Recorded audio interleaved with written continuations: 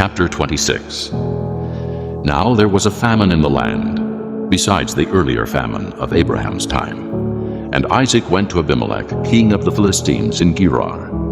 The Lord appeared to Isaac and said, "Do not go down to Egypt. Live in the land where I tell you to live. Stay in this land for a while, and I will be with you and will bless you. For to you and your descendants I will give all these lands, and will confirm the oath I swore to your father Abraham. I will make your descendants as numerous as the stars in the sky, and will give them all these lands. And through your offspring all nations on earth will be blessed, because Abraham obeyed me and kept my requirements, my commands, my decrees, and my laws." So Isaac stayed in Gerar. When the men of that place asked him about his wife, he said, "She is my sister." because he was afraid to say, "She is my wife." he thought, The men of this place might kill me on account of Rebekah, because she is beautiful. when Isaac had been there a long time, Abimelech, king of the Philistines, looked down from a window and saw Isaac caressing his wife Rebekah. So Abimelech summoned Isaac and said, She is really your wife. Why did you say she is my sister? Isaac answered him. Because I thought I might lose my life on account of her. Then Abimelech said, What is this you have done to us? One of the men might well have slept with your wife, and you would have brought guilt upon us.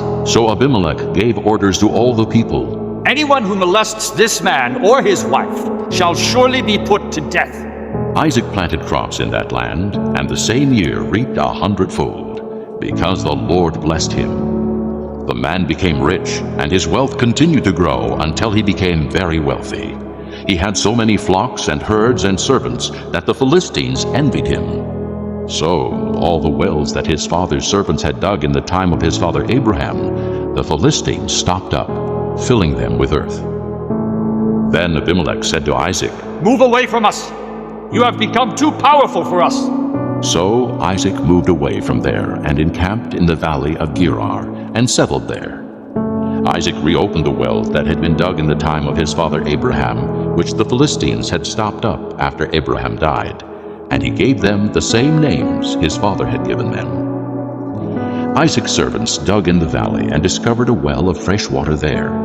But the herdsmen of Gerar quarreled with Isaac's herdsmen and said, The water is ours. So he named the well Esek, because they disputed with him. Then they dug another well, but they quarreled over that one also. So he named it Sitnah. He moved on from there and dug another well, and no one quarreled over it. He named it Rehoboth, saying, Now the Lord has given us room, and we will flourish in the land. From there he went up to Beersheba. That night the Lord appeared to him and said, "I am the God of your father Abraham. Do not be afraid, for I am with you. I will bless you, and will increase the number of your descendants for the sake of my servant Abraham." Isaac built an altar there and called on the name of the Lord. There he pitched his tent, and there his servants dug a well.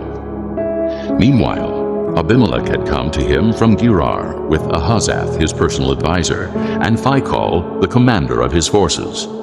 Isaac asked them, Why have you come to me, since you were hostile to me and sent me away? They answered, We saw clearly that the Lord was with you. So we said, there ought to be a sworn agreement between us and you. Let us make a treaty with you that you will do us no harm, just as we did not molest you, but always treated you well and sent you away in peace. And now you are blessed by the Lord. Isaac then made a feast for them, and they ate and drank. Early the next morning the men swore an oath to each other. Then Isaac sent them on their way, and they left him in peace.